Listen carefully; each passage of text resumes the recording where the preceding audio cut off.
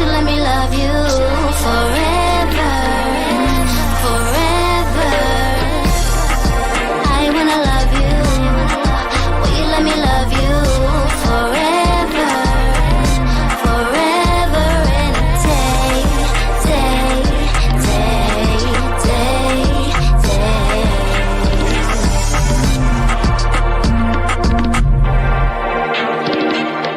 You. Woohoo!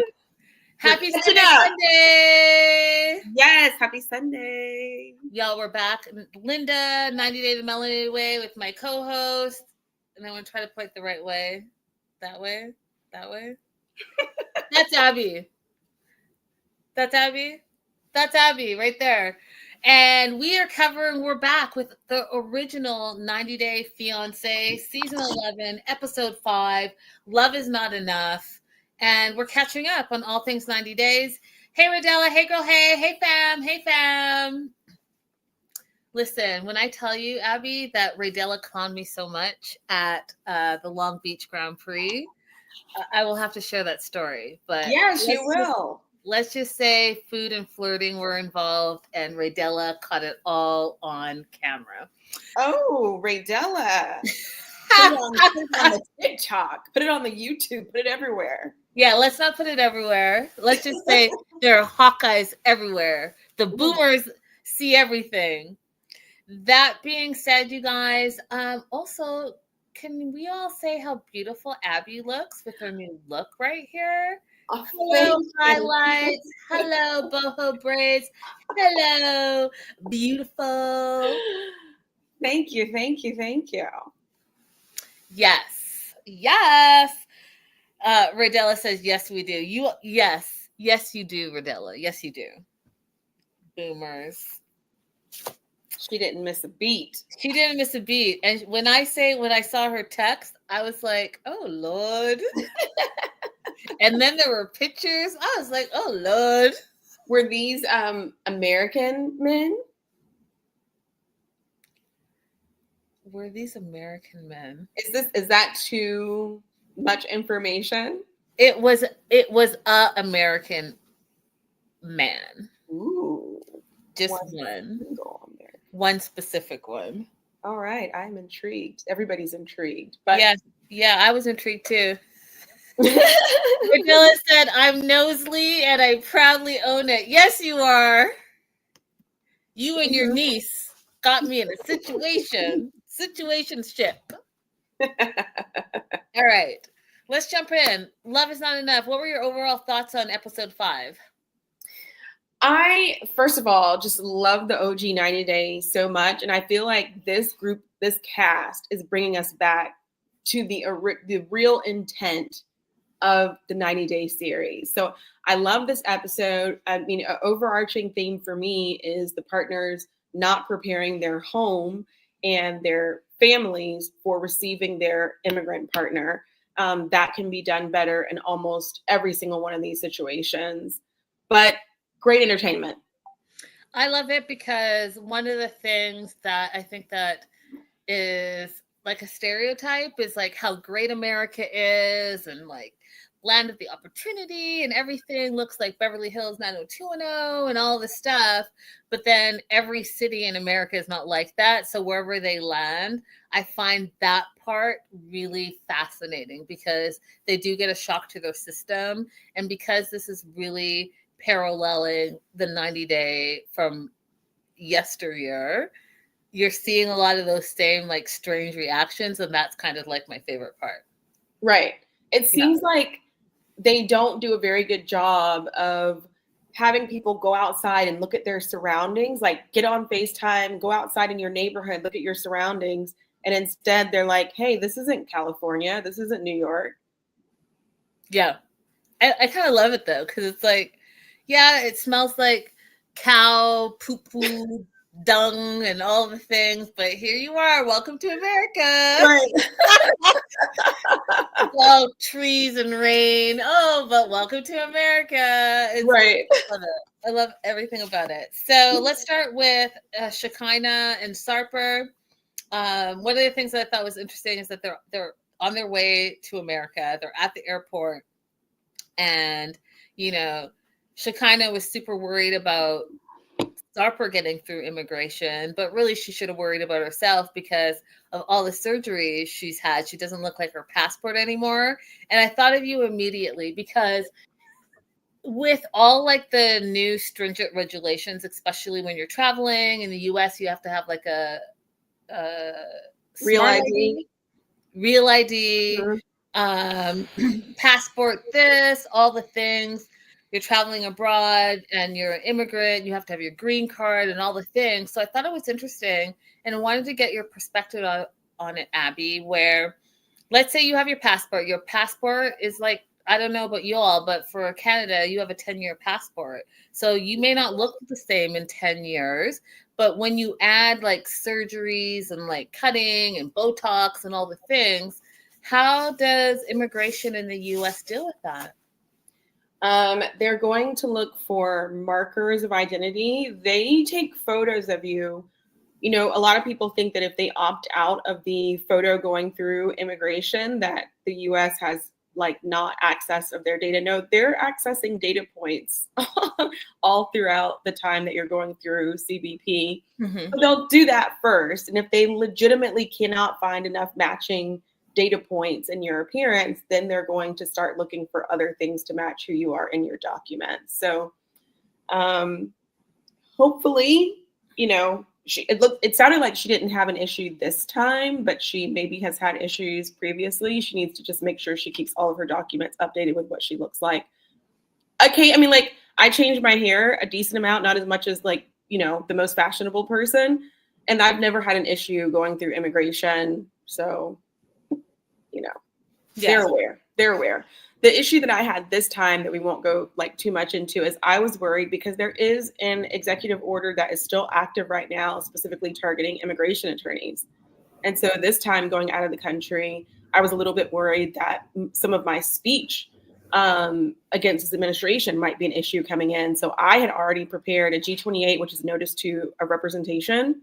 And a friend of mine who's an immigration attorney was holding it for me just in case I had any issues coming back in, because we have heard credible stories, not just random internet, TikTok people talking about it, but credible stories in my circles of immigration attorneys who have had their phones taken away from them, who've been questioned on different speech that they've had, either against this administration or against a particular country in the Middle East. And have been questioned on that. So I was already prepared for that coming back into the US this time. All fair points. All fair points. And you guys just research. Do your research before you travel. That's my best advice to you all in these uncertain times.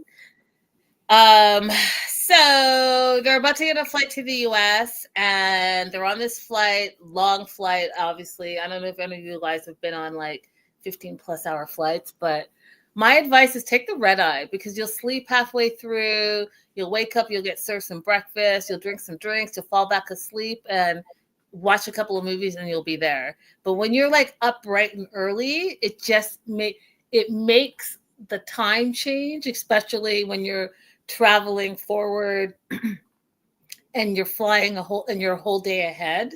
So you skip a whole day while you're in the air. It does make it hard, which is what Sarper was saying, that the flight was torture. It was 14 hours. He thought it was brutal. There's no way he would ever do this ever again for Shekinah. Meanwhile, she's been to Turkey 7 times. So she's done that back and forth 14 times.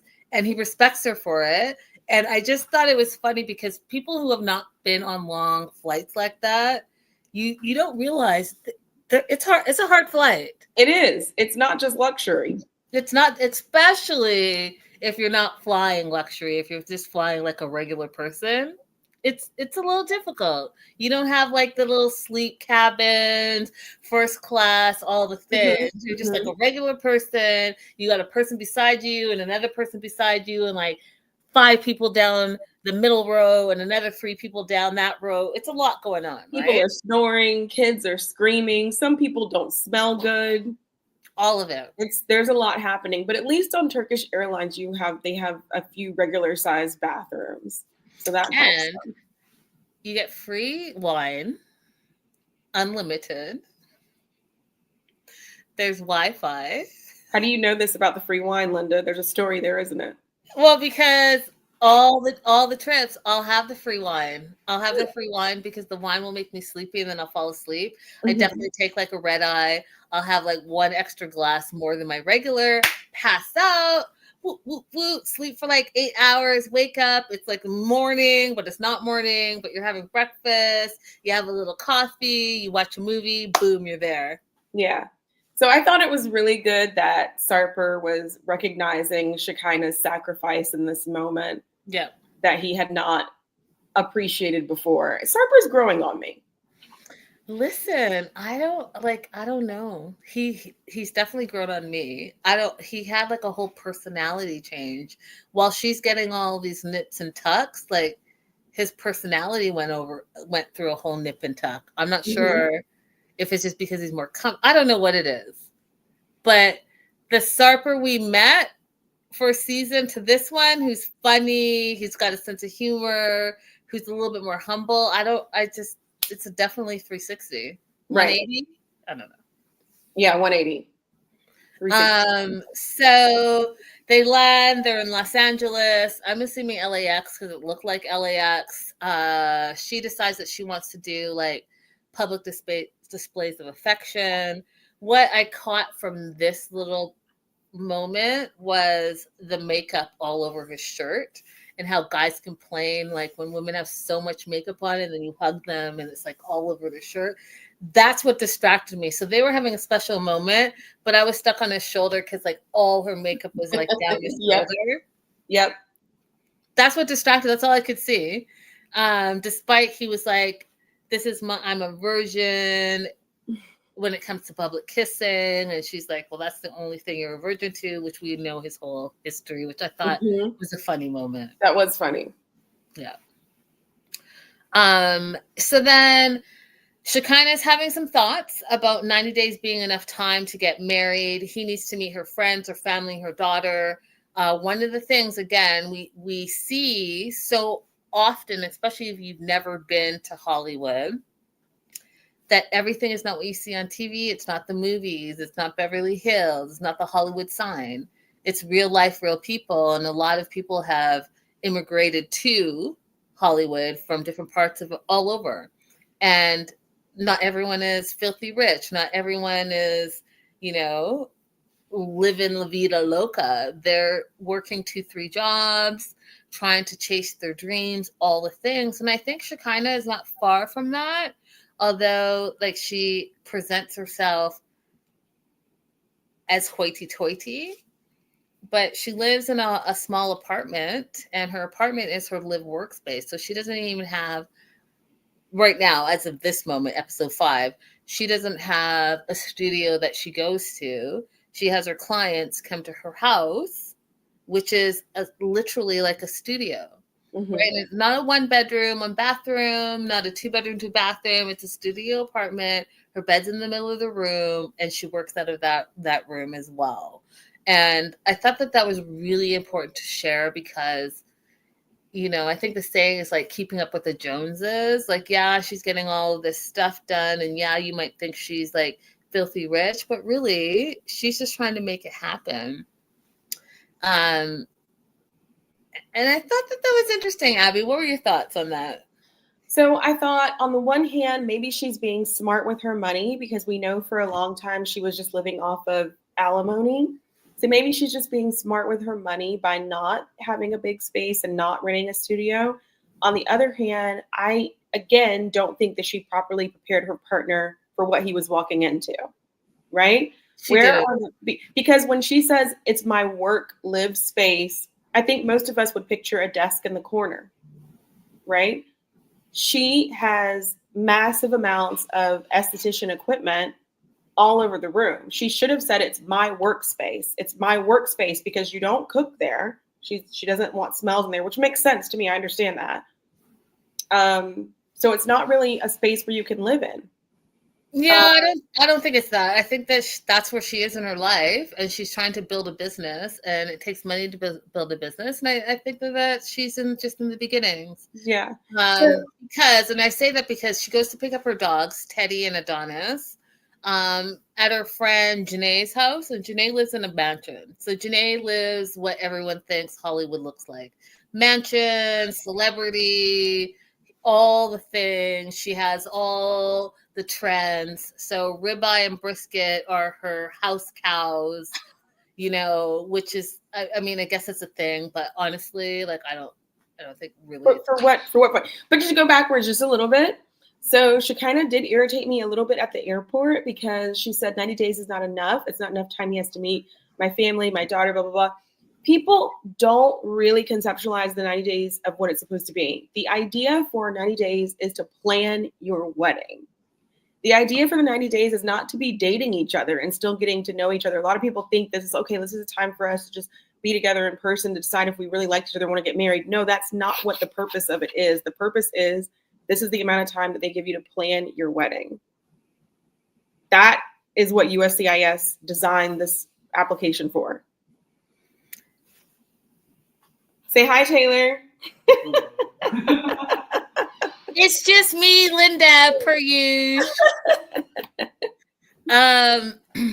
Agreed. So, and I think that that's what we're missing. We've been watching 90 Day for so long that we forgot about that really it's about the wedding process, because so many of these couples are using the distance and the K-1 visa process in order to just be together, and then they want to learn about each other, and then they feel pressured because they have 90 days to also plan a wedding. So I'm glad that you brought that up.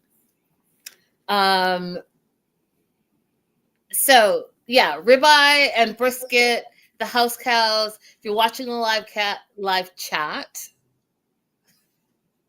let me know what you guys think of house cows, and if you would ever have a house cow. Watching the replay, definitely let Abby and I know what you would do. Would you have a house cow, Abby? If I was going to at some point eat it, is it going to go to slaughter? That's the only way it makes sense to me. I mean, hello, I'm Southern. You're like that little girl. I don't know if you guys have seen this viral video, but there's this little toddler. She's walking by, there's a cow, and she's like, burger. And the mom says, don't say that. It's not a burger. Cheese on mine. Die. Exactly, little girl. Exactly. It's a burger. Although I don't think I would do really good with super fresh meat, because I did. Exactly, Raydella. What is a house cow? This lady has cows for pets in her house, little tiny Highland cows. So a house cow is a cow that lives in your mansion, obviously, Raydella. You don't have a mansion with some cows that just wander?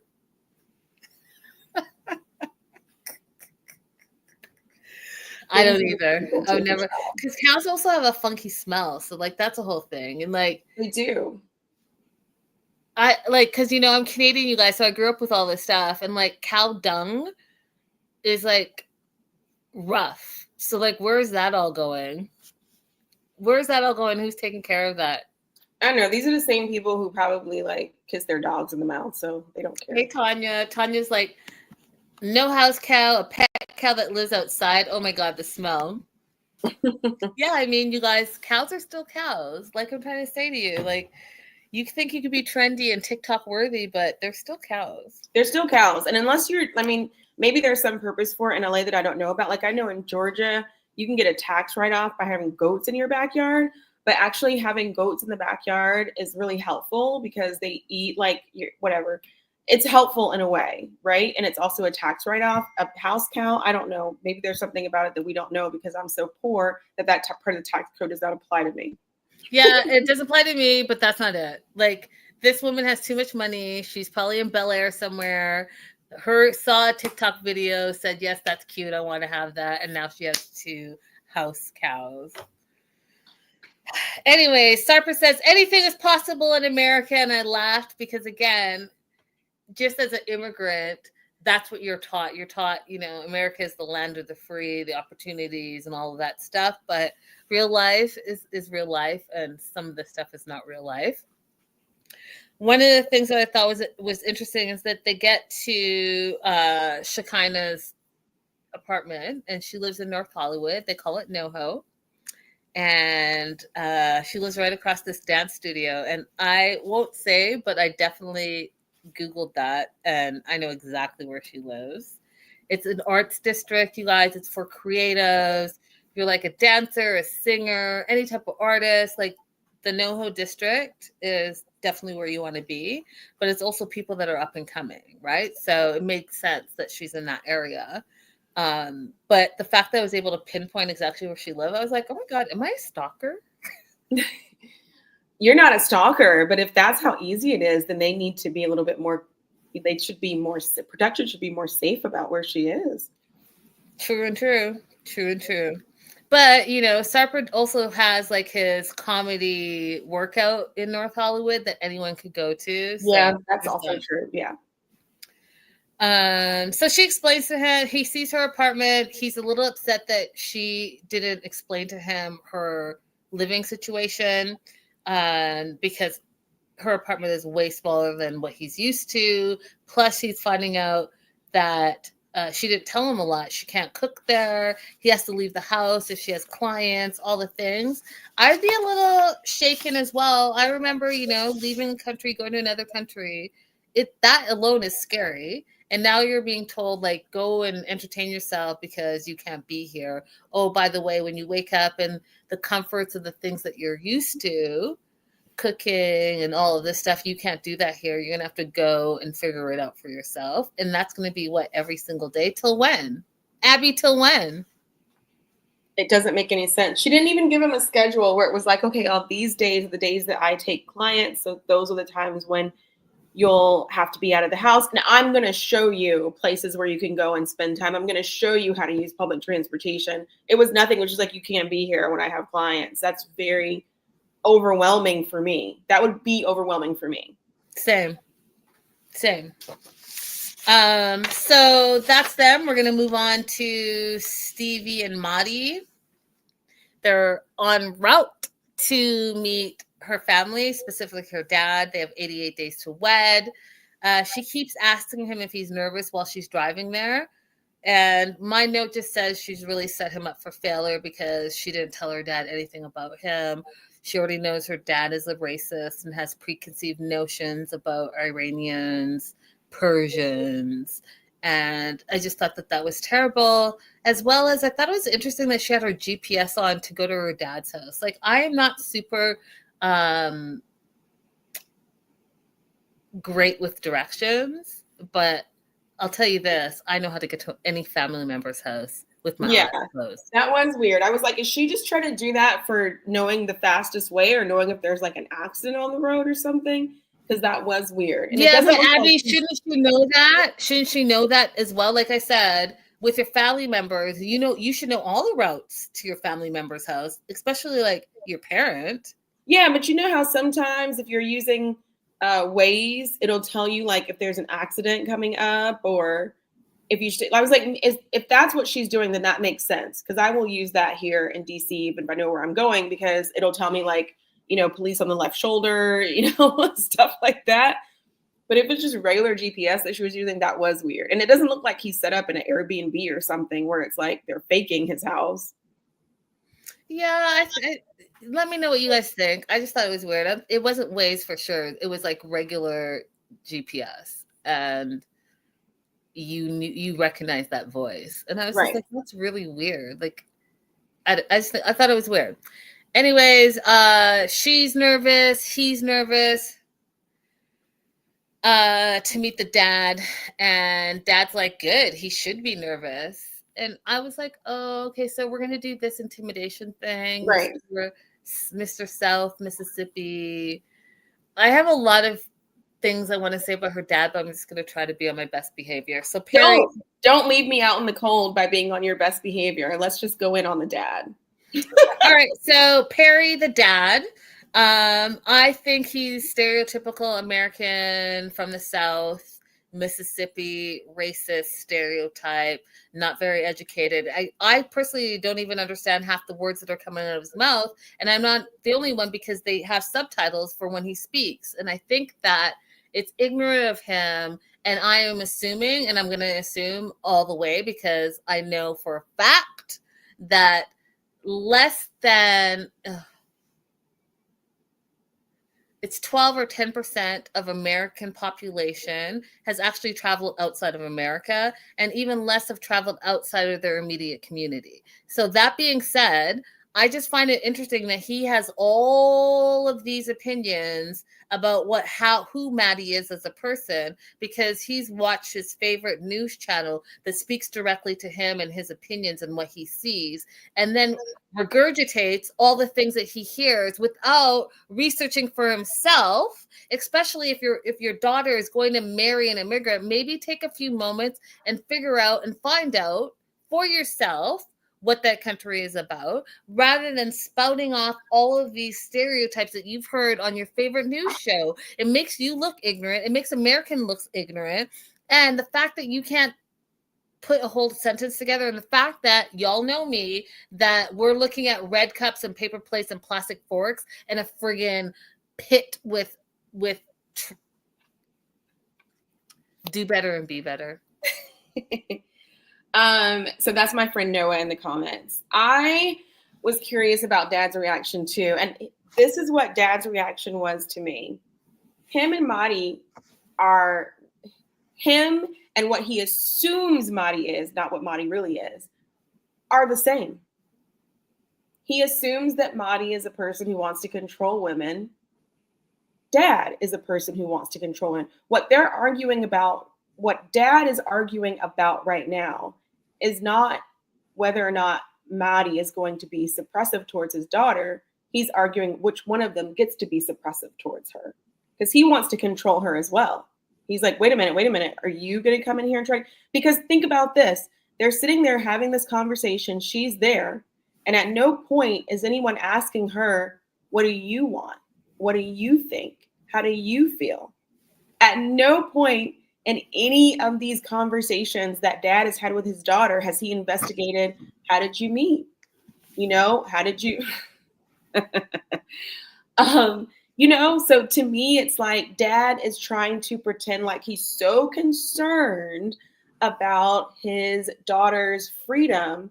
But in reality, he just wants to be the one who's in control of her, not a foreigner. I agree with you 100%.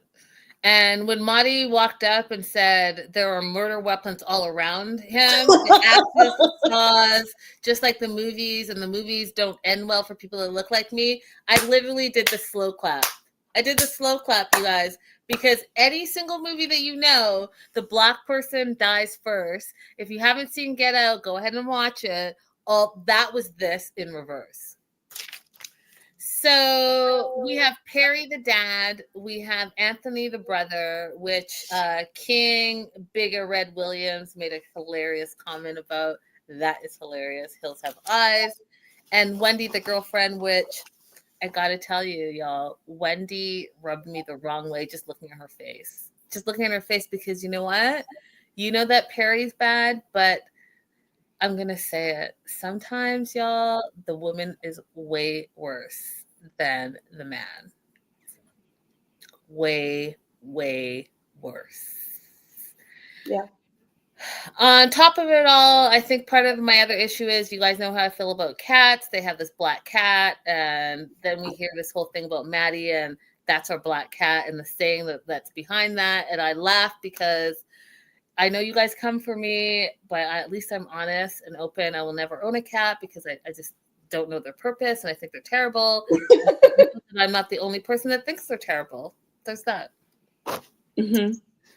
And so Maddie sits down on the blue little plastic chair around the fire pit, and he looks scared to death. I felt so bad for him, Abby, because you could see it, like his face had lost all of its color, and he didn't know what was going on. And if you think about it, the dad lives in the middle of nowhere. The daughter took GPS to the house, and then you're already in Mississippi, and then you're surrounded by white people, and you're the only other. and then there's axes and saws and fire, I'd be a little scared too. Yeah, I would not be into that at all. I'd be like, take me away from here immediately. Tell your dad to come to us. This is not comfortable. I've been in uncomfortable situations with white folks. It is not. There's a store in North Georgia that still sells Confederate memorabilia. And when we went to our first debate competition up there, all the kids that already did debate before I joined the team, they were all so excited to stop at this store, but they didn't tell me what the store was. They're just like, oh my gosh, we're so excited. We're going to Rome. We get to stop at our favorite store, favorite store, favorite store. I walked inside. Get me the heck up out of here. What is this? And then I got into an argument with our, not director, but like our supervising teacher. Like, why would you even feel like this was an appropriate place to stop? I can't wait to get home and tell my parents, because we didn't have cell phones back then.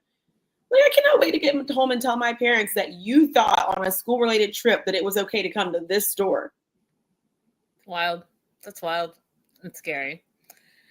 So they're sitting there. It's quiet. It's awkward. Dad then decides that he's going to mention the tensions between the U.S. and Iran. My note says it's hard to understand him. Like, I, as a Canadian that speaks fluent English, had a really hard time understanding Perry. His accent was super thick, and I always say that that's so ignorant. And it is, because you try to like understand people, and I try to pride myself in understanding people, especially like immigrants, and I don't have a hard time usually. But this was like, I don't know. It was like English, but not English. It was difficult. I mean, like, I understood him because I've traveled all throughout South Georgia and parts of Alabama, but I know that it's difficult for other people. Like, I know that I was specifically sent to do depositions in South Georgia when I was still doing insurance work because a lot of people didn't understand South Georgians. Yeah, I just open your mouth a little more. I don't know. That's ignorant of me, but whatever. No, the dad goes on to say that he is worried because the husband has to sign something. No, let me backtrack. Maddie explains that when a wife wants to travel in Iran, the husband has to sign something in order for her to leave the country, like she's property, and the dad is concerned because that's how Maddie was raised, so he thinks Maddie's going to be the same way and rule over Stevie, and Stevie's going to have to ask when she wants to leave for permission, all of that stuff. And it's everything that Abby said earlier. It's a battle between Perry and in his mind conceived battle with Maddie. Who's going to control Stevie? I control her right now, and like, you're coming in and you're trying to act like she's going to be your property, but really she's my property because she's my daughter. She's right. Just a woman, and so who are you to tell her what to do when I'm trying to tell her what to do? Yeah. 8,000 pieces. It's so interesting to me, this dynamic that happens with men and the way that they try to use concern over women's freedoms just to assert their control over us or to assert some authority over us. This is really interesting for me to watch, especially because it doesn't appear that Stevie even realizes what's going on, you know? Or chooses not to realize. Or maybe she doesn't even believe it. Maybe she doesn't believe as I do, you know? Like, I have a lot of clients right now from Afghanistan. And the interesting thing that happens with them is that they all fled the Taliban, that the Taliban controlled Afghanistan because they believe that women should be able to be free to wear whatever they want, blah, blah. But they're really disrespectful to me sometimes in a way that I know that they would not be disrespectful to a man, because sometimes I'll even say, let's just pretend that a man said this. How do you feel now? Right? And they're like, but no, like, let's be honest with each other about what's happening here. You're questioning my judgment. You're questioning my professional skill and my professional suggestions because I'm a woman. So even as much as you purport to want freedom for women, you still want to be able to exert some kind of control or doubt over women as well at the same time. So it's really interesting to watch this happen. Agreed. So Marty is really concerned. He wants the dad to like him. He wants to explain to the dad that although he was raised in that environment, he does not see women as property. And then they kind of drop it there, which I thought was interesting because that was a whole conversation that needed to be explored and resolved, in my opinion. But instead, they decide that they're going to go in and have some dinner. They open the door. The cat, that black cat, jumps in. And I know that this is nothing, but you guys know how I feel about cats. So when Marty said, "Is the cat allowed inside?" I was like, "Is the cat allowed inside?" And normally it's not. Wendy's like, "I would prefer it not to." And in my mind, Linda was like, "I would prefer it not to either. Go yonder." That's what y'all say in the South, right? Go yonder. And that has nothing to do with anything. I just wanted to say it.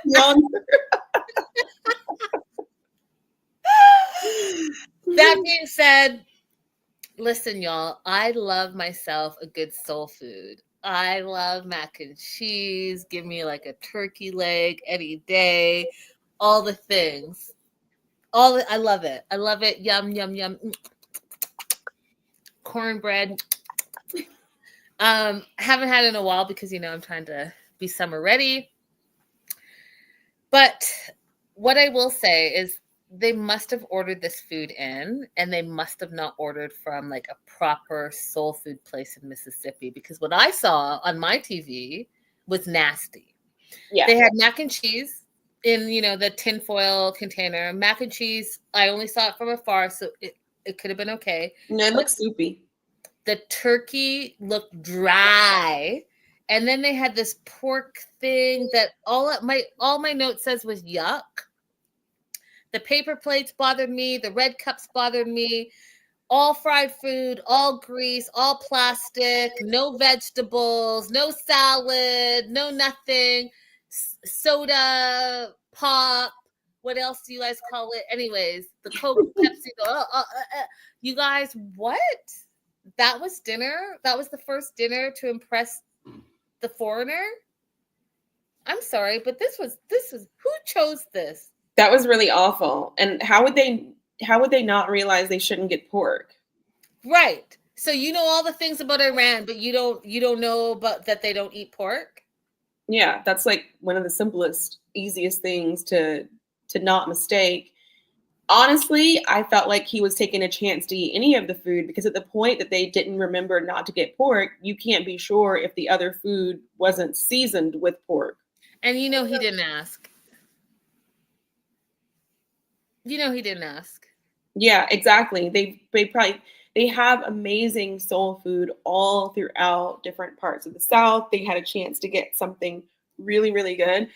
Looking at this made me crave something I haven't had in a long time. Linda, have you ever heard of redneck lasagna? Redneck lasagna? Mm-hmm. I have not. Tell me about it. First, let me just say, sad, because I'm sure they have some amazing soul food joints in Mississippi. Tanya, they absolutely do. They absolutely do. This wasn't that. This was it was terrible. It looked terrible. So Brunswick stew is like a stew that has like a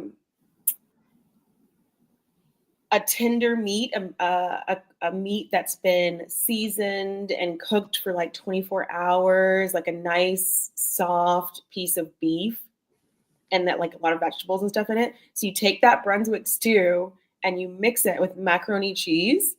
And that is redneck lasagna. Where am I getting that? Because that sounds delicious. It's fantastic. My favorite place used to be not that far away from where I worked when I lived in Marietta, Georgia. And it was a easy like lunchtime to go to. Tanya, I want to come to North Carolina. I'll say this. The company that I work for, we represent an artist that is based in North Carolina, and he's like my favorite person ever. I need to come to North Carolina and figure it out. One of my coworkers from North Carolina, and he's just fire. Brandon, shout out. Holla. And I learned so much about an ex-coworker, Corey. Happy belated birthday. But they all come from North Carolina. So not only do you guys have great food, you have great people. So Tanya, I'm sure you're amazing as well. And I'm trying to come to North Carolina. Just to check it out. Because I have Tanya, Ray Della, everybody else in the chat. I want me and Linda to take a trip to New Orleans and just like eat all through the French Quarter. Don't you guys want to see a special episode of Abby and Linda in NOLA? Don't you? Can't you just imagine it in big bright lights right now? I would do well. I think my husband might also be in New Orleans. Vignettes, music, We can do a groupies. riverboat cruise. We can go to the casino. We can eat all the oysters, eat some crawfish, eat some po' boys. I love Nola Raydella said, 1,000 Pieces says, yes, of course I do. We should make that happen for the summertime. Sunset summertime. Yeah, I'm putting it on my list right now. Let's do it.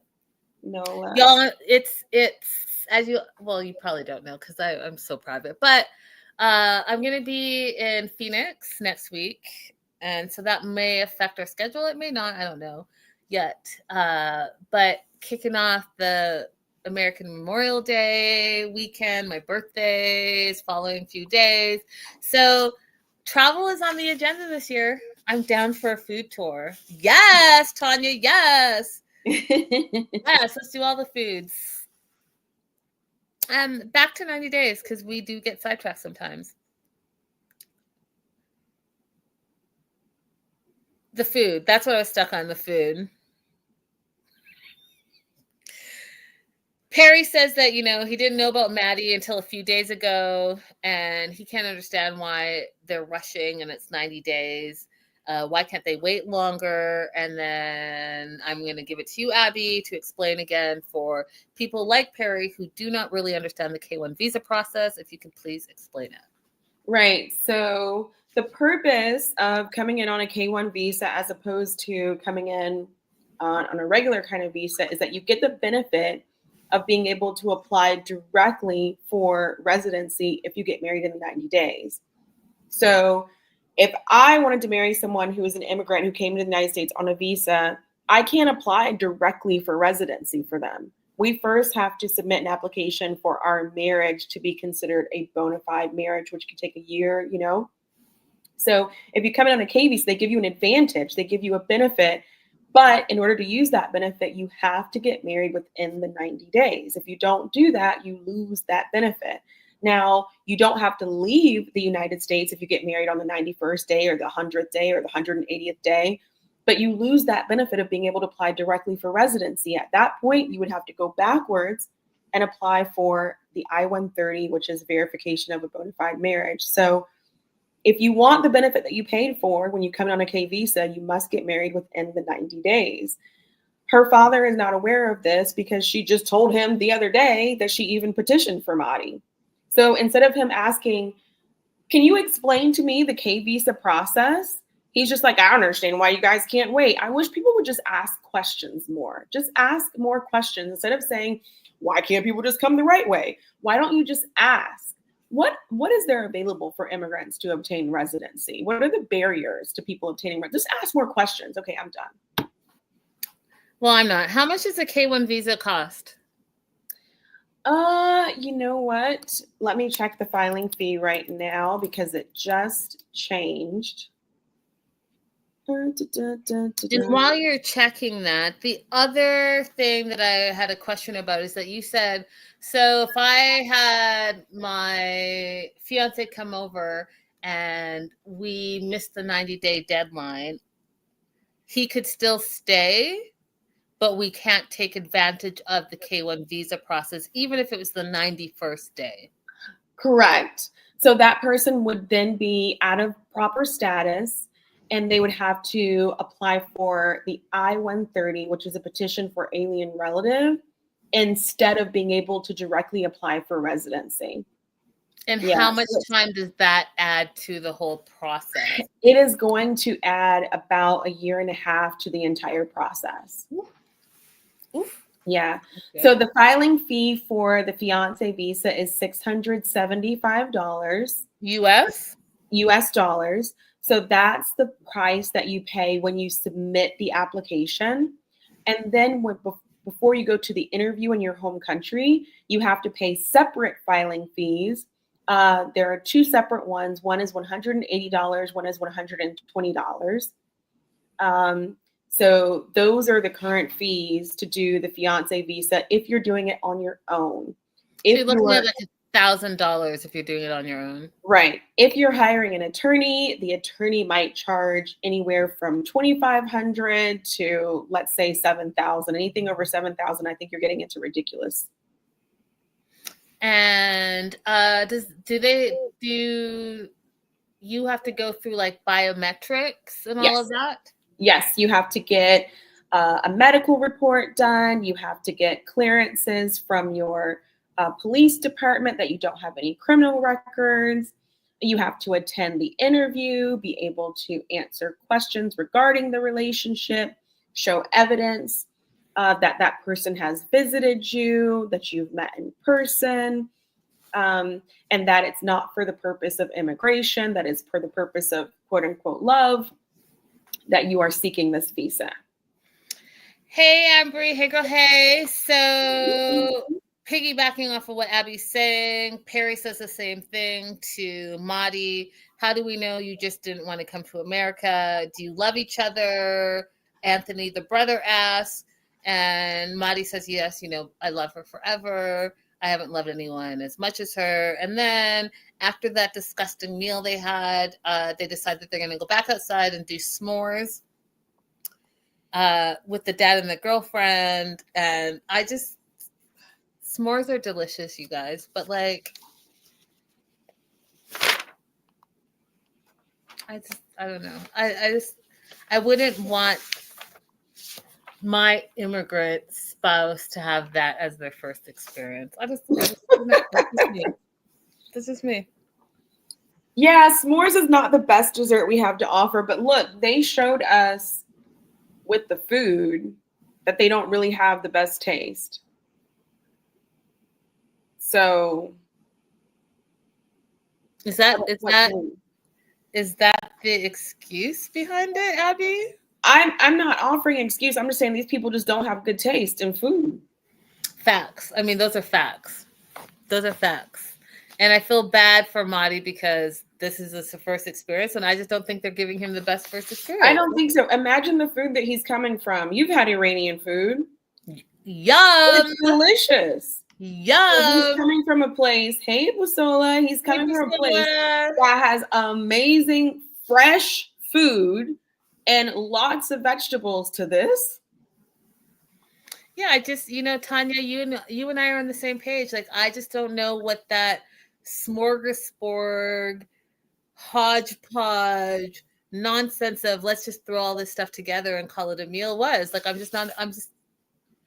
they don't know any better. Facts, King, facts. Moving on to Mark and Mina, who have quickly become my favorite so far of the season. Mark, Mina, and Maria, because it's all so outrageous. And Jordan is Jordaning the most. Jordan is Jordaning the most. Jordan is, in my personal opinion,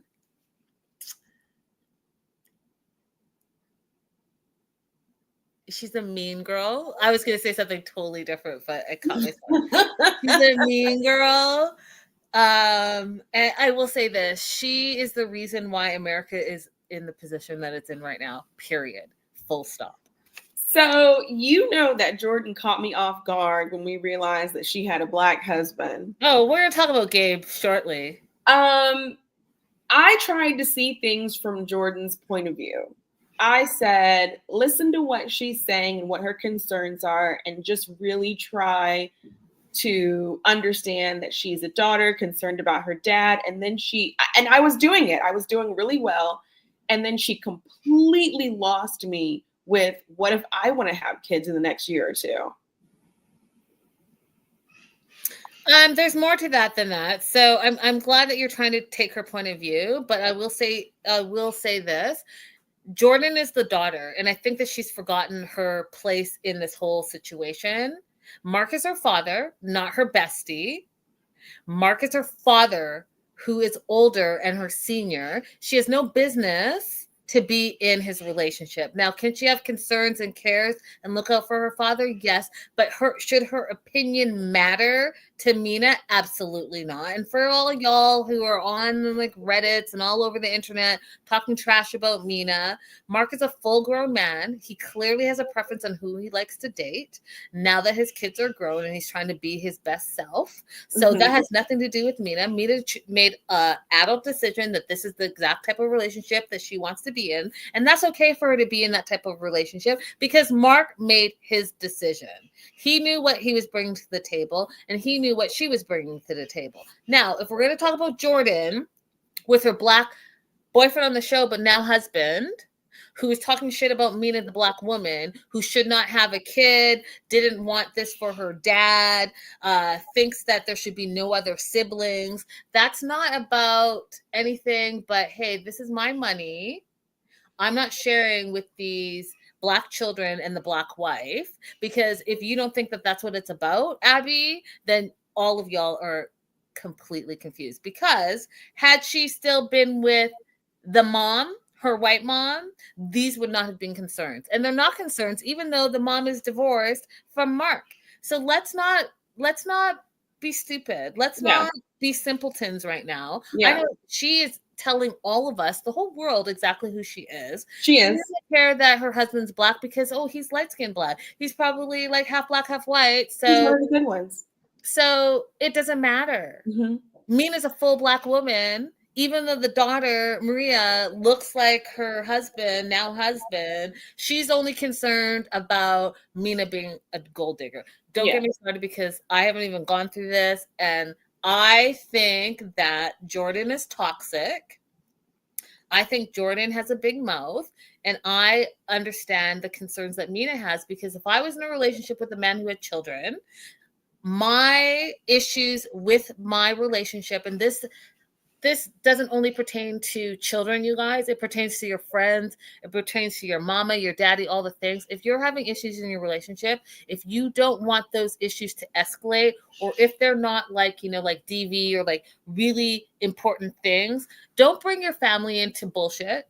Because what's going to happen is you tell your mama, Tony was late for dinner again today. Tony was late last week as well. So your mom thinks that you think that that's very important. So the next week when Tony's late for dinner, when it's family dinner, your mom's looking at Tony's side-eye, but you've totally forgotten that you've said 3 or 4 times. Guess what? Mom hasn't forgotten. So now Tony's the bad person. And then when you have another fight and then your mom talks crazy about Tony and then you get in a fight with your mom you're talking crazy about Tony and you're wondering why everyone has strife, it's because your business at the house should be your business at the house. Unless you guys, it's a real situation. Like I said, it's DV or like any type of abuse, any type of anything like that, then obviously tell a friend, tell someone, and get yourself out of that situation. But if Tony left the toilet up one too many times and you're pissed off about that, maybe keep it to yourself.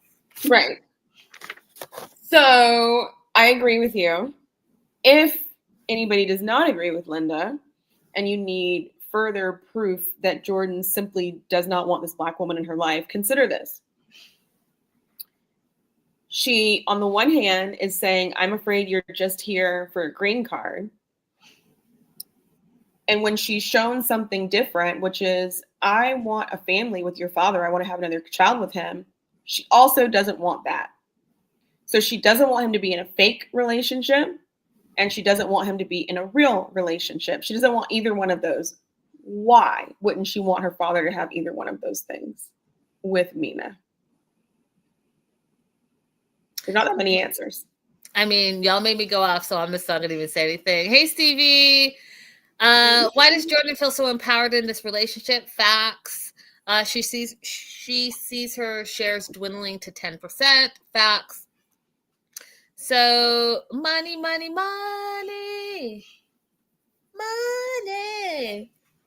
And her dad has an opportunity to just go ahead and shut this down, and he's not taking that opportunity, and that is going to be his fault as well, because he could have, from the very beginning, done a lot of things to shut this down. He could have just said, you're simply not going to be having any conversation with me that disparages my wife. He could have said that. Or he could have said, hey, listen, this is what I'm setting aside for you. This is what you're going to get. when I pass away. This is what I'm willing to you. And that's it. Like, go ahead and have that conversation, have it out in front so she's not thinking or wondering or left in the dark about it. There are a lot of different ways that he could have handled this besides just gossiping, because that's basically what he did. Facts. So we've said so much, so I'm just going to run down some of the recap for those of you who haven't seen it. Mark and Mina and Maria go to North Carolina to spend time with the family. What I love about this whole situation, that I will say that I had a little like, oh, that's a great lifestyle when your husband's a pilot and has a plane and just be like, hey, we're going to walk from our house to the runway and just fly to where we want to go. So he flies them to North Carolina. My note says must be nice. They're meeting up with his brother and his parents. And then, of course, Jordan and Gabe are flying in from Florida to meet them. They fly to North Carolina. They land on the Strip, and they go into like a F-150, it looked like to me. And they left Maria in the plane, both of them, Mark and Mina, which I laugh because they're both like, ooh, we're great parents. Mina is still mad at the whole Jordan situation, doesn't want to see Jordan, doesn't like Jordan's behavior. I wouldn't either. And then we find out that Mark told Jordan to what? Like, what was his purpose, you guys? Because he already knows the situation's bad. You're spending sexy time with your fiance in the hot tub and then, or jacuzzi, and then you're going to go and tell your daughter the conversation that you and your fiance had in the jacuzzi. Like, already, if you play it back, it sounds crazy to me. It's not, I as a daughter don't want to know that my mom and her boyfriend are in the jacuzzi talking about anything. Like, that just sounds stupid to me. Yeah. That's what Mark does, but he feels bad because he feels like he shouldn't have told Jordan about the jacuzzi conversation. He regrets it, but you only regret it because now you've caused even more strife in your family. He should have stayed out of it, and I 100% agree, Abby. He should have just kept his mouth closed. Your friend King is really funny. Mina's not comfortable now, which, of course, she's mad at Mark because he's sharing private conversations outside of the relationship. I 100% agree with that. They arrive at the hotel. And here's what the other thing that I didn't like. And I could be taking it extra, but I don't think I am.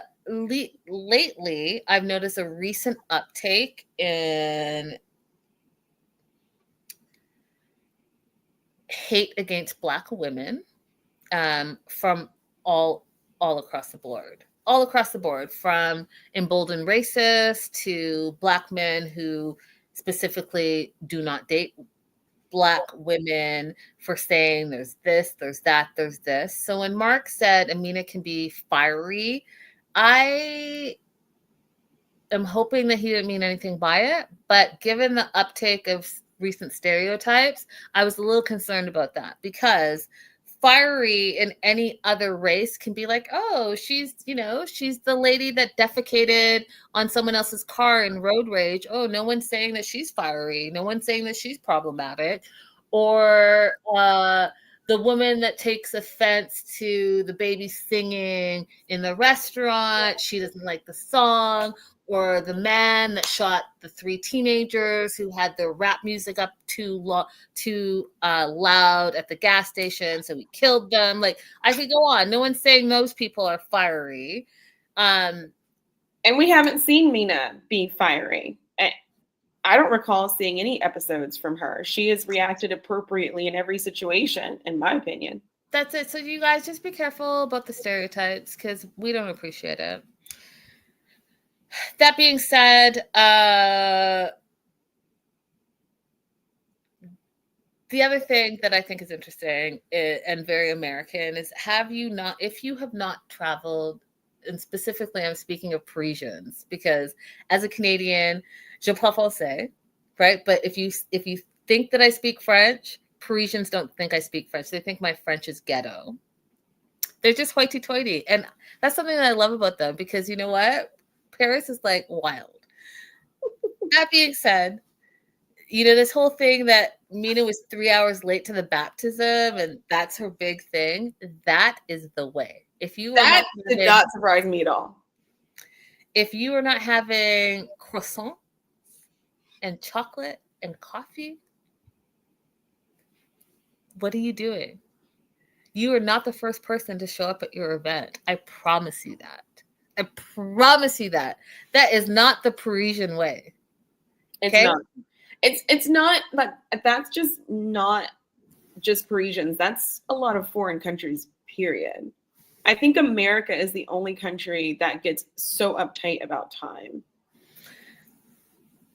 But I want to say this in Parisian French culture specifically because there's no concept of time. I could be 2 days late because I was sitting on the patio having the best smoking coffee of my life. Do you understand? They would rather like make love and drink champagne than be on time for anything. She had no ill will towards that. That's just the mentality. And if you traveled, you would know that.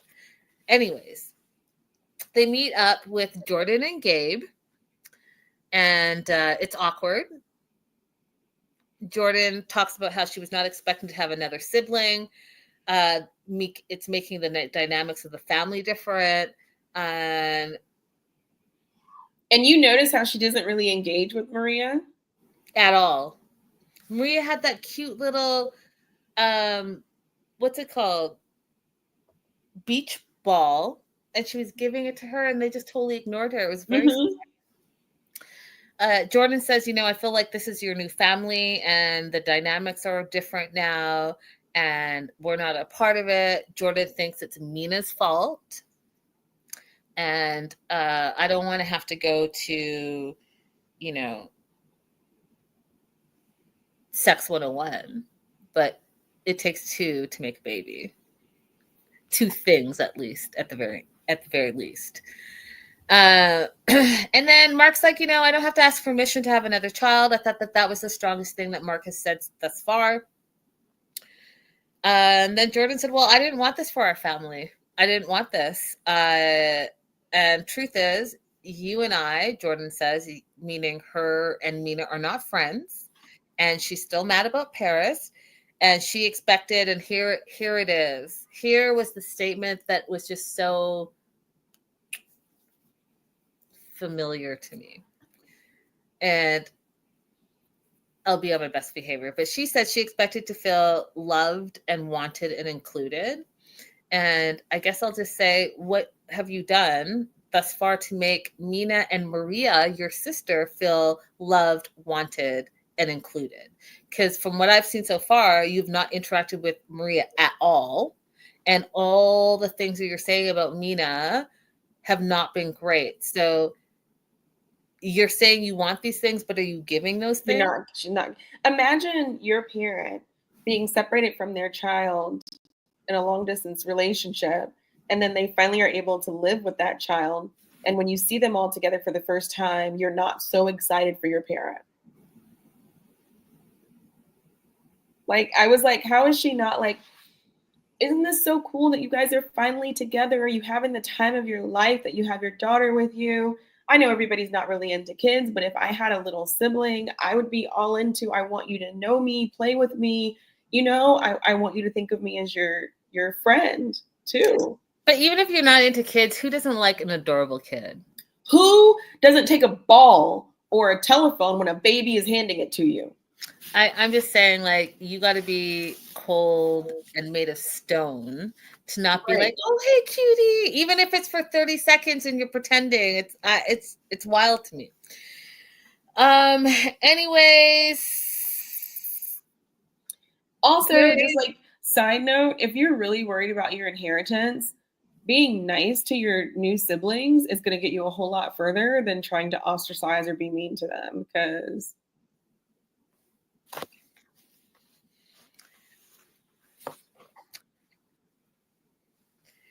Jordan and Mina go off to have a tete-a-tete. And Jordan asks Mina, do you want more kids? And Mina's like, yeah. Jordan thinks it's weird because what if she wants to have kids? Again, it's about her and how she feels.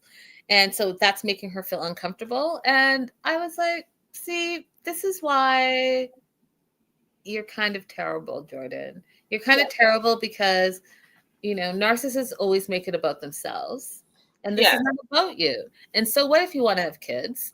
There are tons of family dynamics where the cousin and the sister are all the same age. Who cares? If you guys love on each other and, quote, make each other feel loved, make each other feel wanted and included, none of that shit is going to matter. Right. But it only matters if you actually really don't want this person to be part of your family and you don't want them to have more kids because you're worried about your money, and you're also worried about your bloodline. Right. So what else could it be? And this is not an edit. This is like who Jordan is, because this episode came out and she made a TikTok laughing and saying, oh, whatever, people are mad at me because I'm just trying to protect my dad, as opposed to her making a TikTok saying, oh, they didn't show where I actually did interact with Maria, or, they didn't fully explain what I was upset about. Here's what I was trying to get across. This is just who she is. She does not appear to be a very nice person. Yeah, my note says, and I will paraphrase, but Jordan is, quote, a B, and she's trying to control her dad's life. And the fact that she doesn't want her dad to have more babies, and she's accusing Mina of wanting a green card and the house and all of that stuff, I'm shaking my damn head, because all of the things that you're accusing Mina of are all the things that you're trying to protect for your damn self.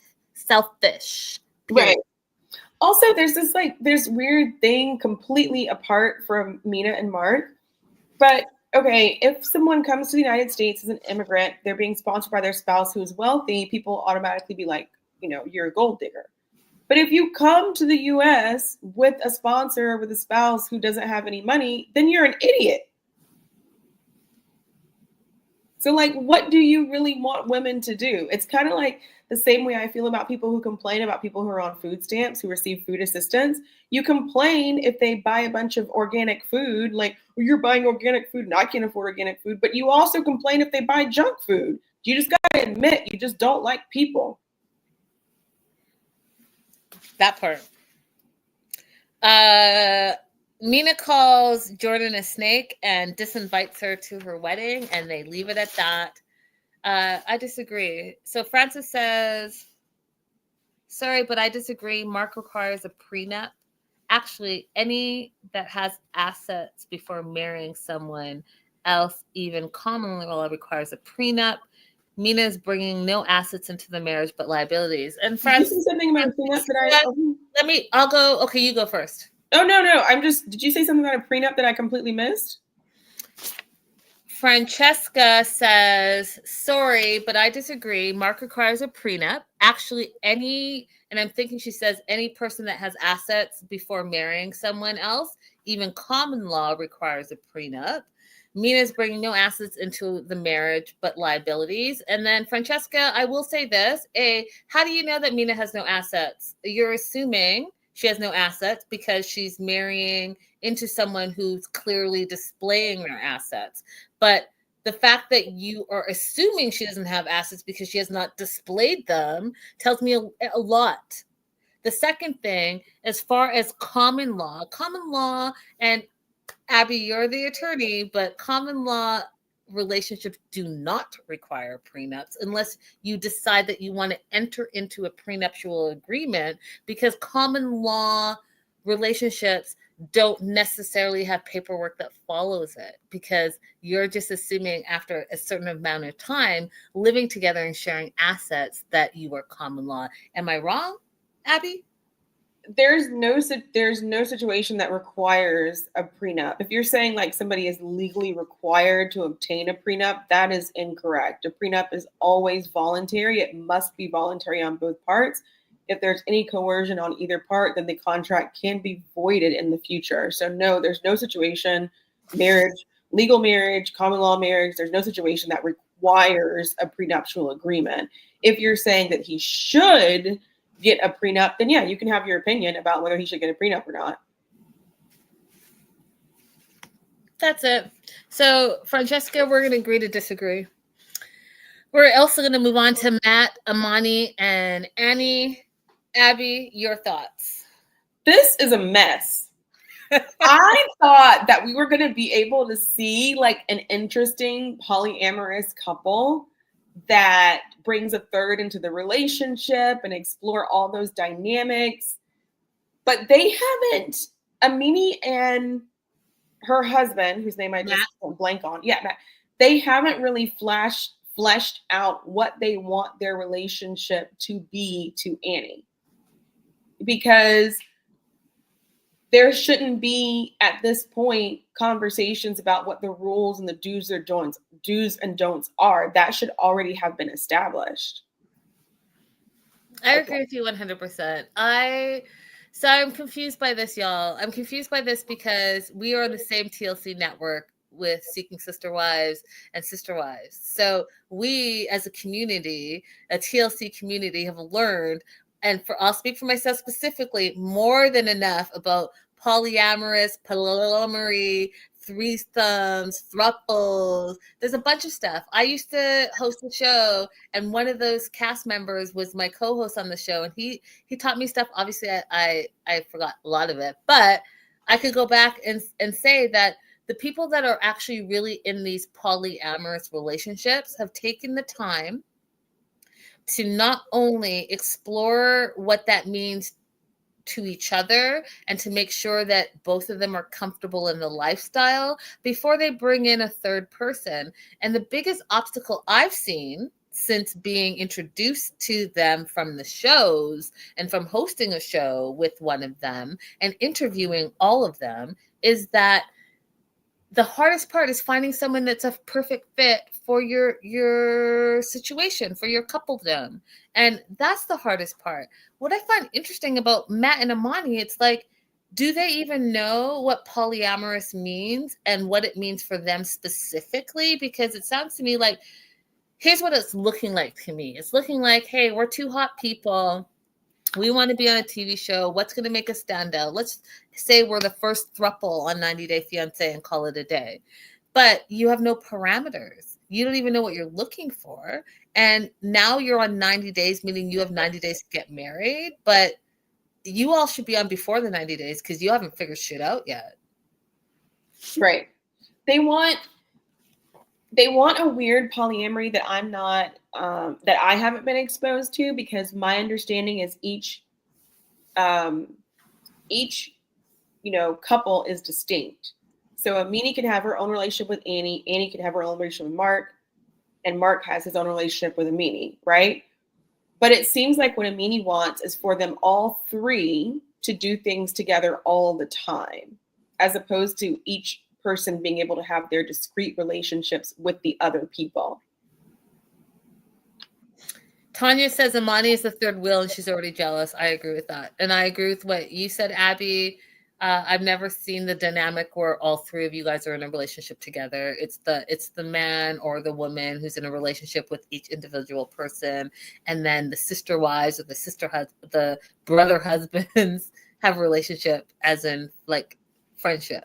Mm-hmm. This is where it's like all three of us are going to be all together all the time. And as Tanya so clearly pointed out, we're already seeing jealousy pop out and it's not looking good.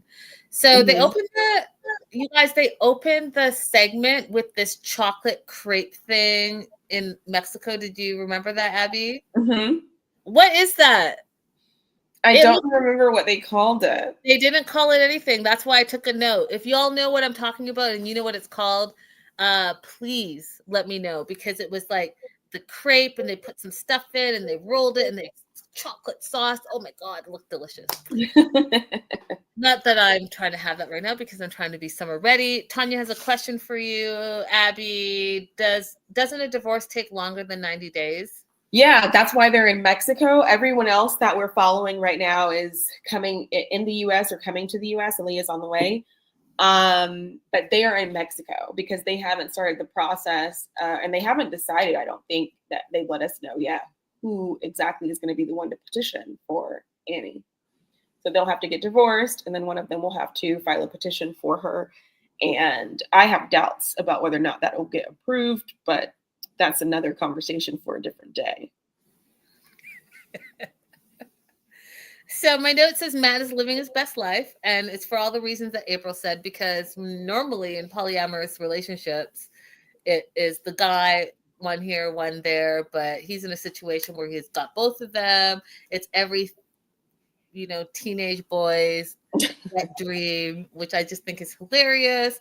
And then, Annie's feeling a little bit out of sorts because Annie and Matt were intimate without Amani because Amani wasn't feeling well. And again, they didn't discuss the dynamics, so they went ahead and went for it. And Amani is now having a hissy fit because she feels like, A, Matt didn't tell her. B, like, why would they be together without her being there? And again, goes to what Abby was saying. You clearly didn't discuss what you guys are trying to get married, but you don't know what the dynamics of your relationship look like. Yeah, hissy fit is such a good word to describe what she's doing right now. Yeah. And then Annie goes on to talk about her family. Her brother thinks that Amani is just her friend and Matt is her boyfriend. And that set Amani off for the second or third or fourth time. I can't keep track.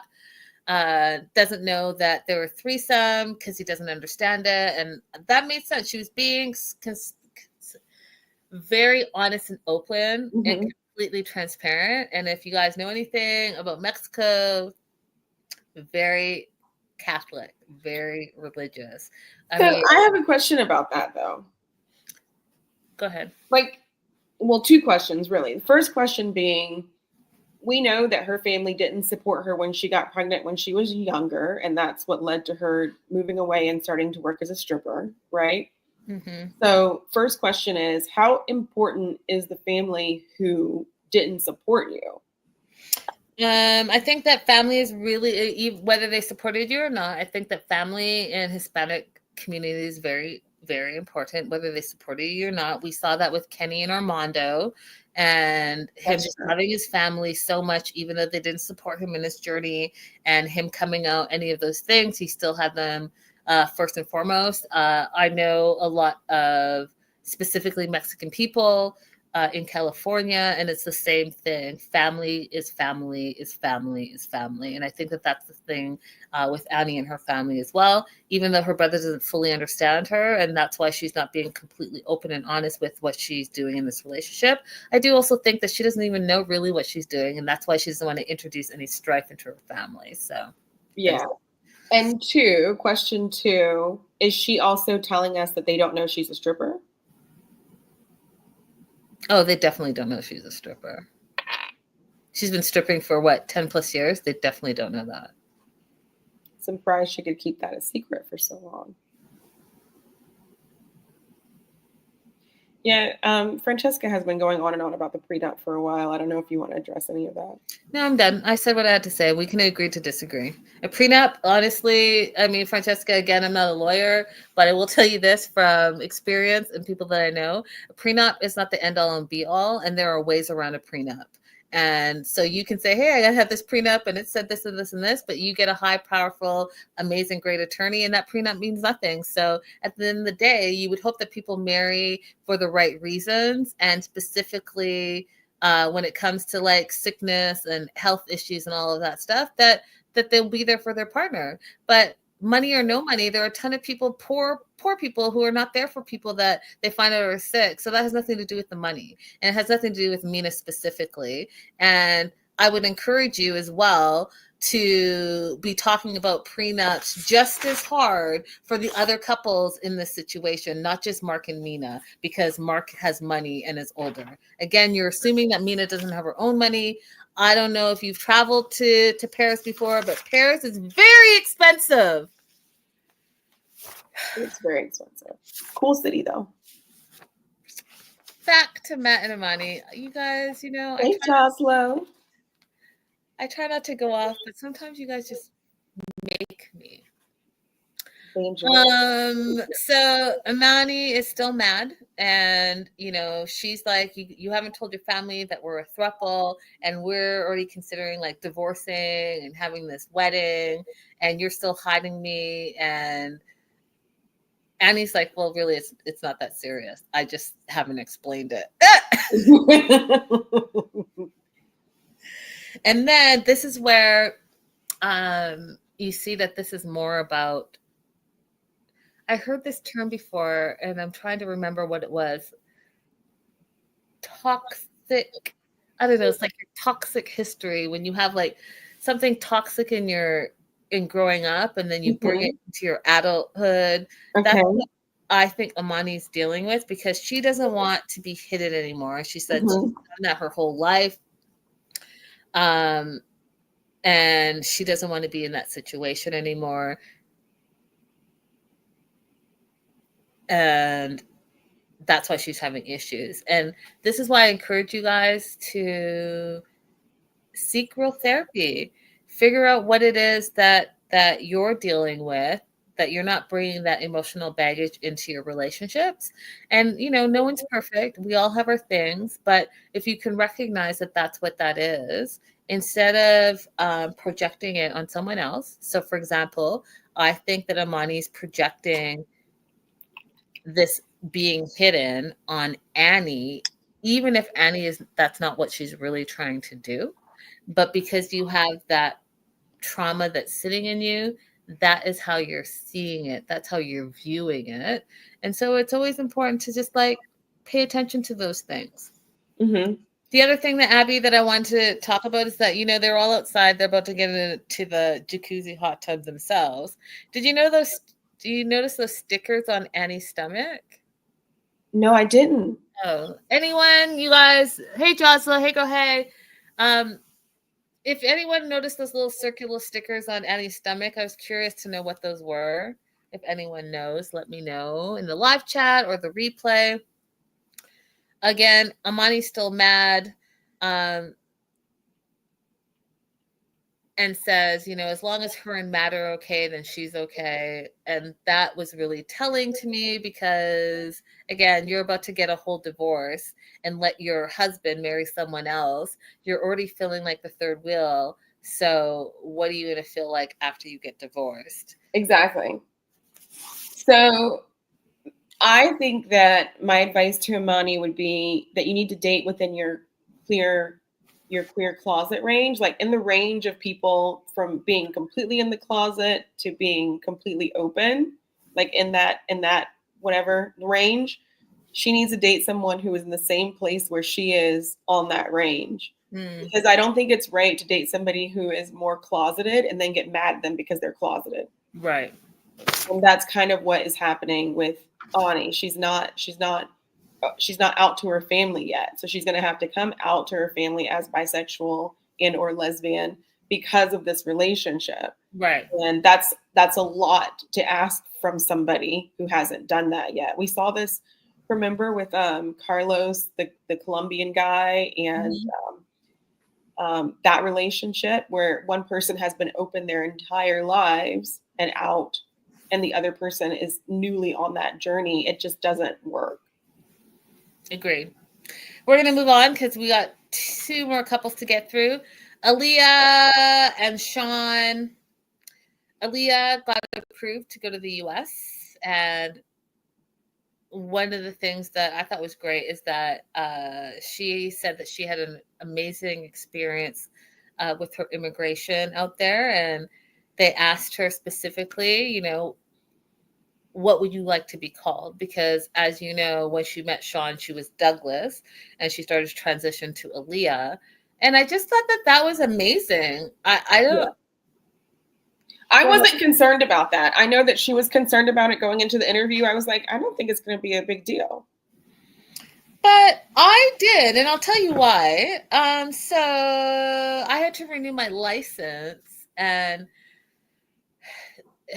without getting into my personal stuff, but I have a super long last name, and one of my documents says one thing, and another one says another thing, another says another thing. I always have to bring all my documents when I'm traveling.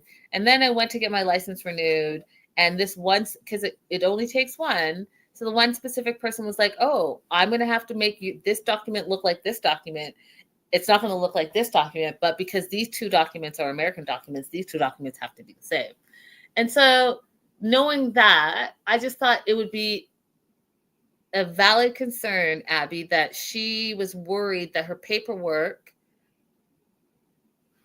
says Douglas, but she goes by Aaliyah. Can you talk a little bit about the legalities behind that and what travel and such is going to look like for her if her paperwork still has her old name and her new paperwork has her new name?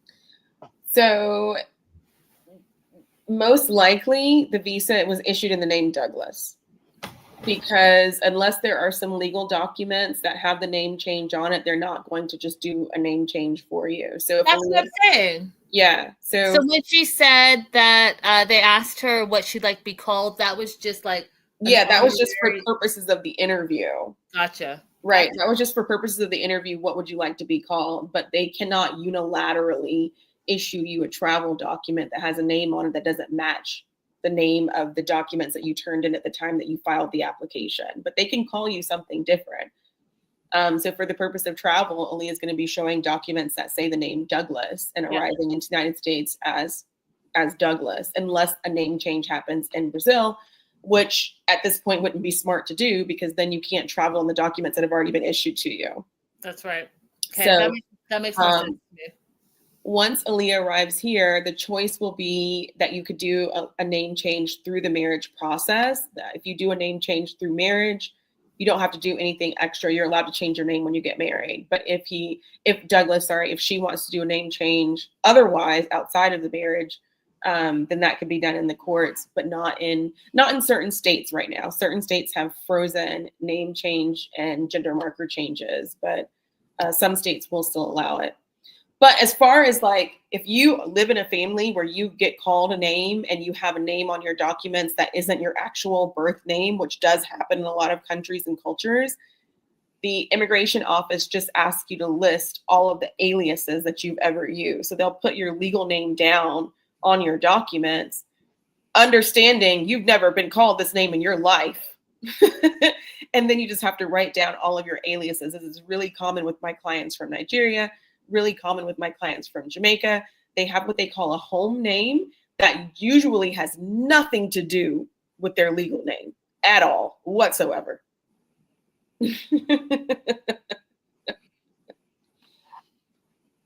So I don't know if you're in the chat, if you've never encountered this, it's a really interesting phenomenon. And literally the moms will say something like, yeah, I named him Ernest when he was born, but then when he was 3, he started looking like Toussaint.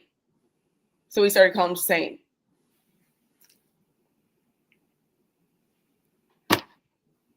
And that's all she wrote. But and yeah, I get it. Little bit of it carries over into African American families now, because I have some aunts who we call a certain name. And I asked my nieces and nephews not that long ago, maybe like a year or so ago, I asked them, like, do you even know what like Aunt Lulai's government name is? And they had no idea. It was actually really funny because one of my nieces, I have an aunt who's Aunt Lulai, we call her Aunt Lulai. And one of my nieces was like, Louise? Her name is Cynthia. I mean, I get it. I am African, so I definitely get it. I have a born name. I have a Canadian name. I have like 1,000 last names. I have the day I was born name. I have a lot of names. I have nicknames. It is what it is. Africans will look at you and call you whatever, and you better respond. That's all. Right. Just you're Pearl now, okay? Yeah, so it will be no different than that. You'll just list all of your aliases down. And if you are an immigrant coming into the United States, please, please, please, please, please be consistent from the time that you file that first application. Be consistent about how you want to spell your name. If you are coming from a culture where you don't use phonetic, like alphanumeric characters to write your name, and so you have to translate your name into alphanumeric characters. If you want to use E, use an E. If you want to use an A, use an A. You've got to choose which one and be consistent about it in all of your paperwork. That is very good, very wise advice. Very wise, very, very wise advice, you guys. Very wise. Okay, so Aaliyah got approved to go to the US. She thought she was treated well. One of the things that she talks about is that they've been waiting so long to be together, so finally going to be together. Sean, we know, has 3 kids. They don't know anything about Aaliyah.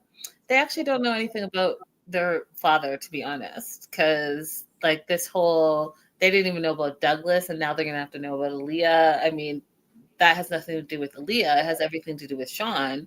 But the fact that he, in my opinion, felt the need to not tell them anything and now is going to spring everything on them is not fair to Aaliyah, because their confusion, if they feel animosity or threatened or any of the questions they have, they're gonna project that onto Aaliyah, and really it has nothing to do with Aaliyah. It has everything to do with your dad, Sean.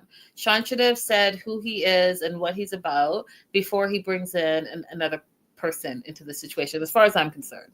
Because it's a lot for children to absorb. I agree. So Jeannie, is it Jean or Jeannie? Jeannie, I thought. Okay, so that's Sean's mom. They're in the heart of West Hollywood. If you know, you know. Jeannie's the only one that has met Douglas as well as Aaliyah. They get along fantastically. Sean and his mom are out for drinks, and he says that his mom is his closest confidant. So only the mom knows about Aaliyah, and Aaliyah being transgender as well as being his fiance.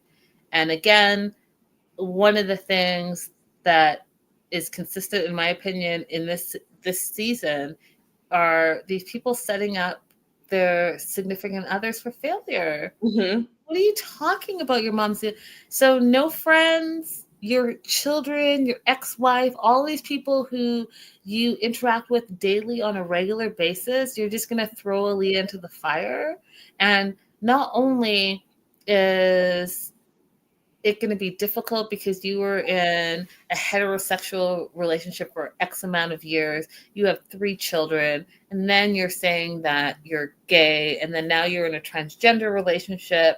That's a lot to absorb, whether someone is open and willing and loving, or if they're biased and full of hate. Mm-hmm. That's a lot for someone.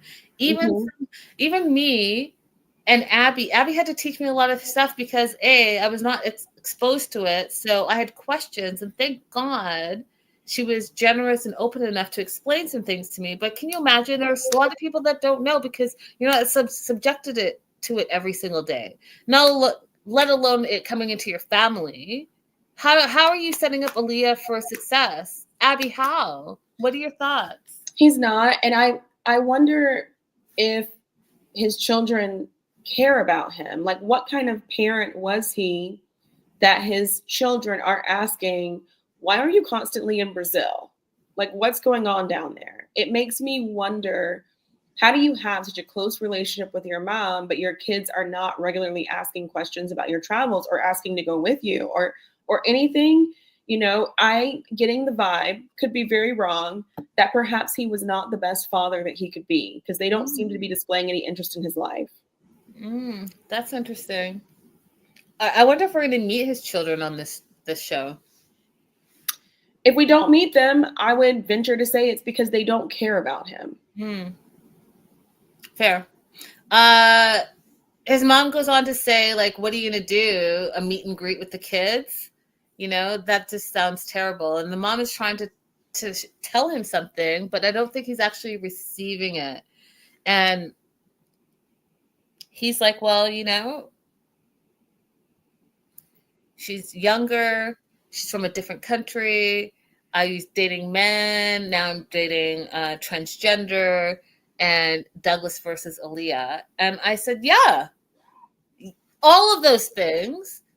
How are you not addressing it to your family? Like, yes, you clearly know what the issues are. Why are you not addressing them? I just, you know, Aaliyah is young. She's 25. It's going to be her first time in America.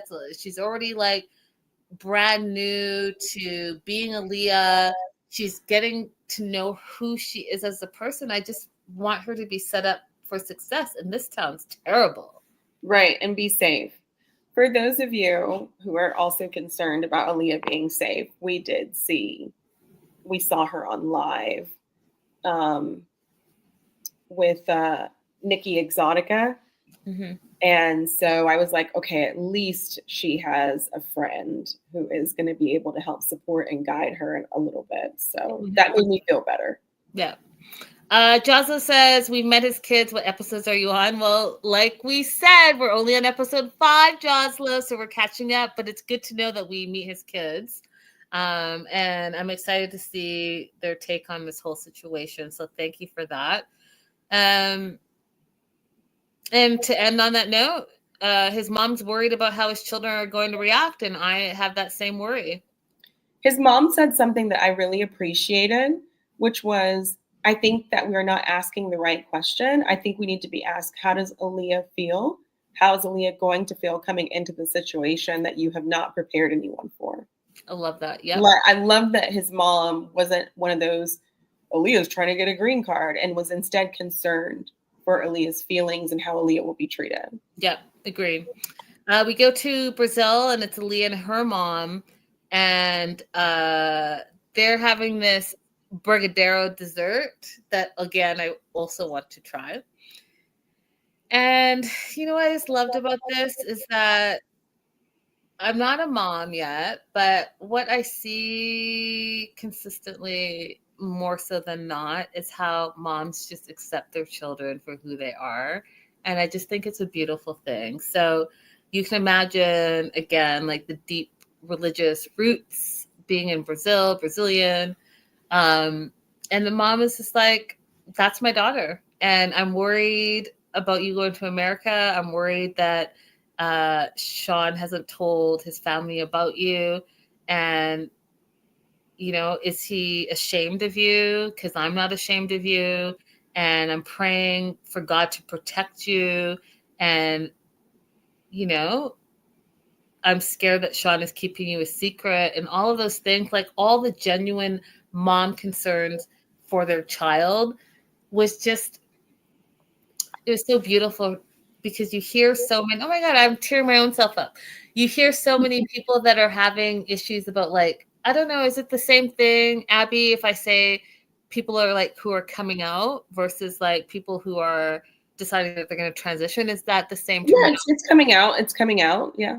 Okay, so you see so many people with horror stories of coming out, but then you also see these beautiful stories where the parent is like, I just love you unconditionally. I don't care. Mm-hmm. You know? It's just beautiful. I thought it was a beautiful moment. It is.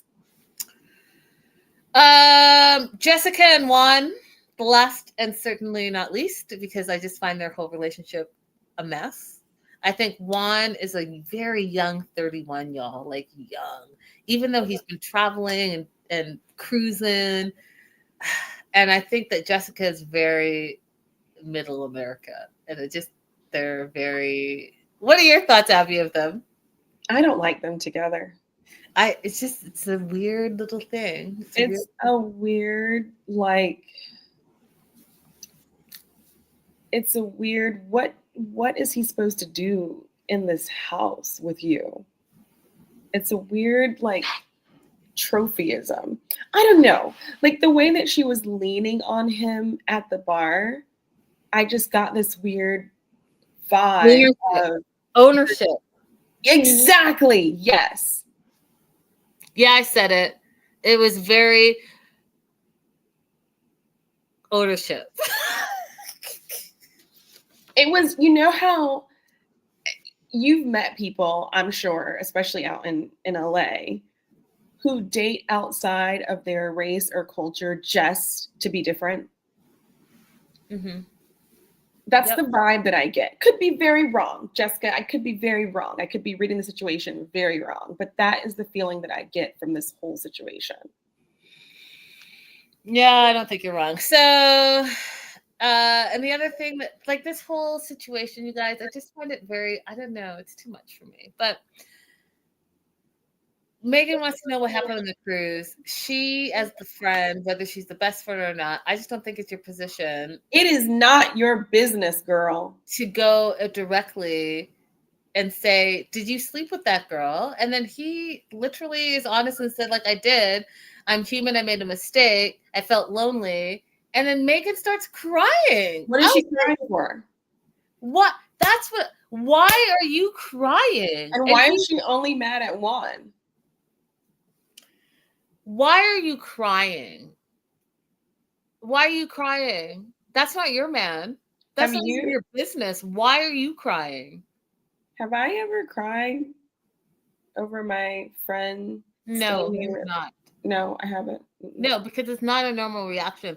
Being mad and like having an attitude, that's normal. But to cry like your feelings are hurt, I just thought that whole thing was weird. It took you a year to admit it to me.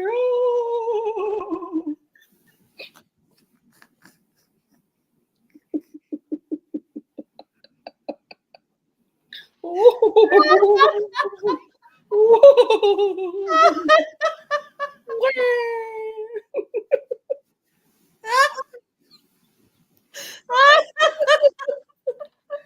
What was that? That was bizarre.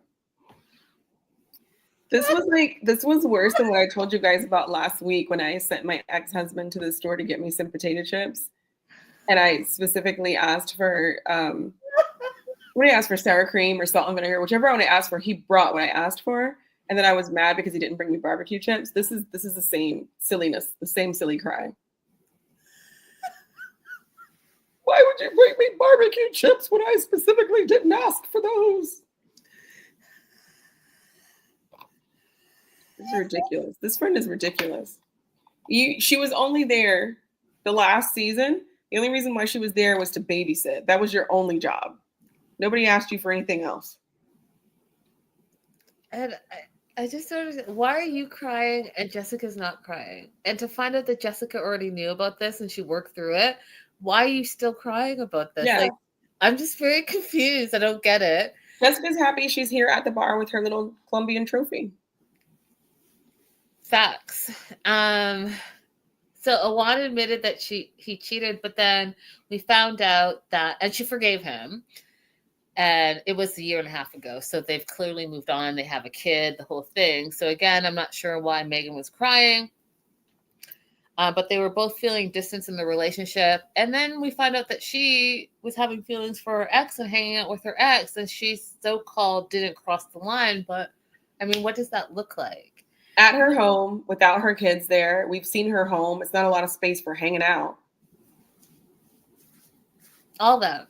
And then here's where, I just see immaturity all across the board. So, Juan, you cheated. You admitted it. You got caught, all the things. But then now you're mad because she spent time with her ex-boyfriend and you feel like you didn't know about it and now you're mad. Like, what? Honestly, I don't even think he cares. I think he just wants something to fight about to get out of that little town. Because he's not like, I'm not feeling the passion in his argument. I'm just feeling like he's like, okay, here's the thing I can try to hold on to. Whatever it is, it's nonsense. And y'all are acting ridiculous. And you probably should not have moved to Timbuktu, hillbilly town. Because I don't know. What's he going to do? Once he gets his green card, what is he going to do there, Abby? Like, what will his job be? Going from like, because he's from Brazil too, right? He's either from Colombia or Venezuela. I said Colombia earlier, but Colombia. So going from Colombia to like cruise ship guide to Timbuktu, nowhere, USA. Like, what will his job be there? She already said that there's not a lot of jobs available in that area. She's extra regular. Yeah, I don't know. I don't know. Yeah, I don't see them making it long term. I think that he would try because he does seem to have some affinity towards, having a relationship with his child. He seems to be motivated by that, but I just don't see him being happy in this town. Maybe they'll decide to move together as a family, but we've seen couples before on 90 Day Fiance that actually did really love each other, which the vibe I'm not getting from them. But we've seen couples who really did love each other, but they just didn't enjoy the city that they were living in. And it became a huge problem for them, not being able to agree on where to live. He's not going to last in that city. I put money on it. Not many people would last in that kind of city. Like I told you guys, my college town was near a big pasture. So I did get used to the smell after a while, but there were a lot of people who were like, I cannot go to school to a place like this that has this smell. Yeah, it wouldn't be for me at all. When I even drive by that smell, I get irritated because I'm like, my window's up. Why is it hitting me through the vents? I cannot. Anyways, you guys, don't forget to like and subscribe. And we're catching up on all things 90 Day Fiance. Come back tomorrow. Yes. We'll be back. Thank you all guys for hanging out. We'll see you later.